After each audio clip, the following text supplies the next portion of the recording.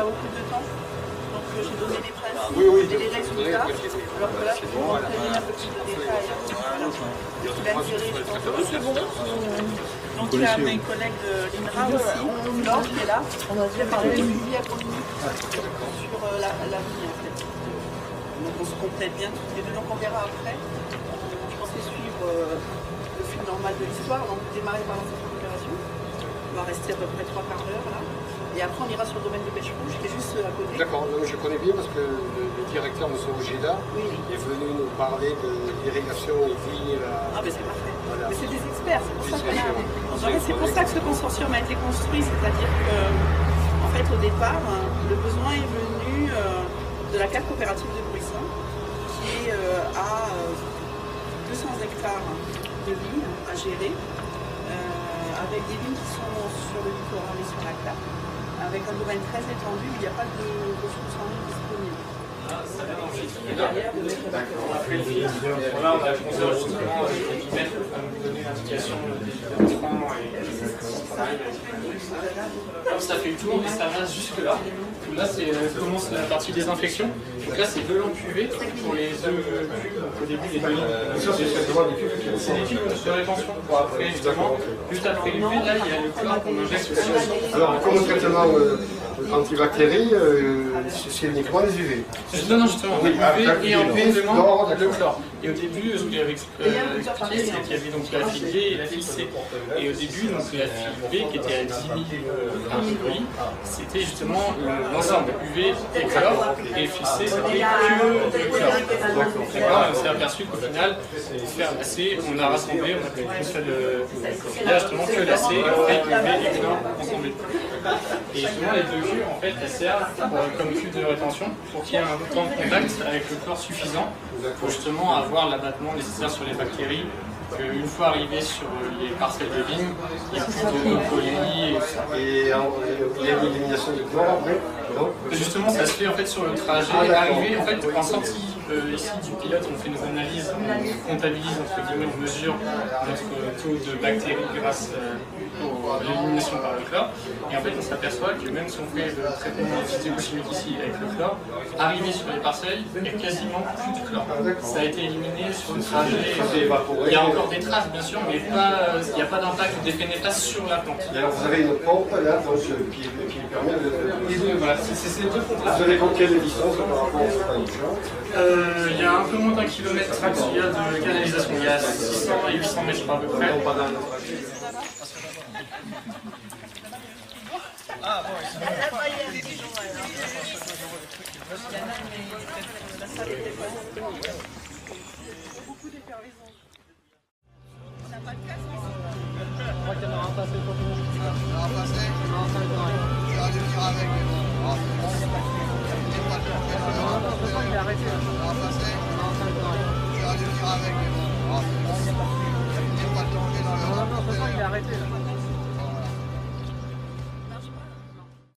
On est jus de raisin, qu'est-ce que vous voulez?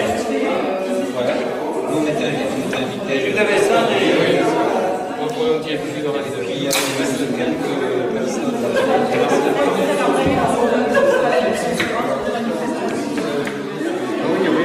Et pourquoi il a fermé le musée? Il y a des raisons de... Il y a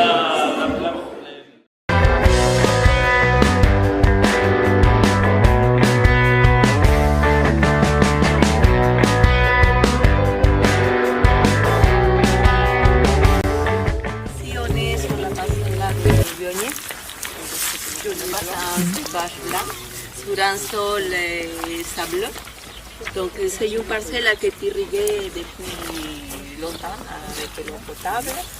Et on a commencé pour les gens qui ne le connaissent pas, Viognier c'est l'appellation Condrieux. C'est du bon blanc. Du bon blanc, ouais. Condrieux. Du bon blanc, on aime bien un petit bout d'abricot là.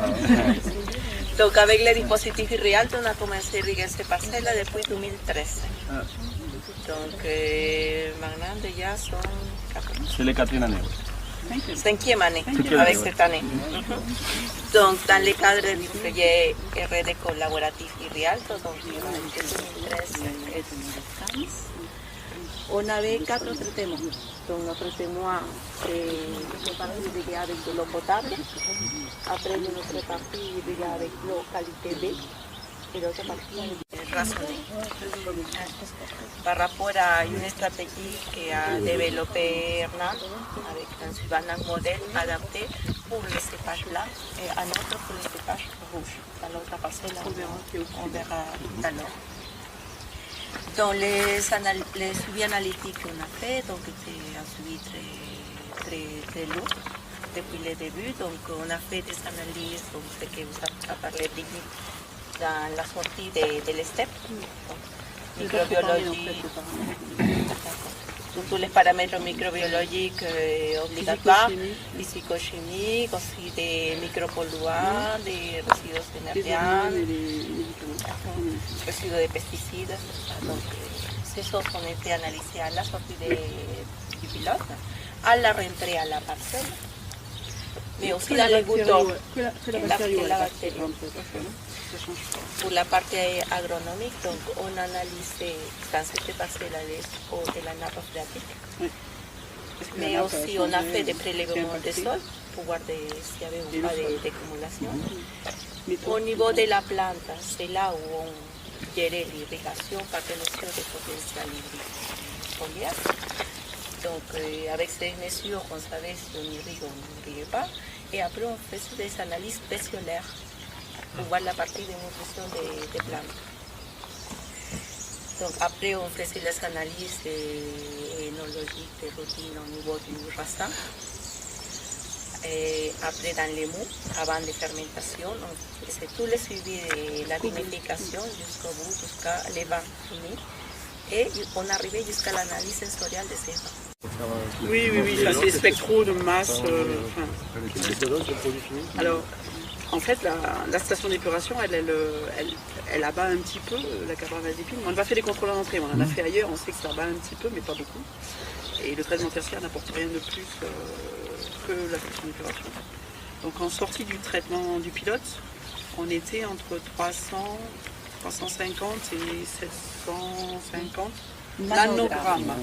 En nanogramme, c'est 10-9, hein, c'est milliardième kilogramme.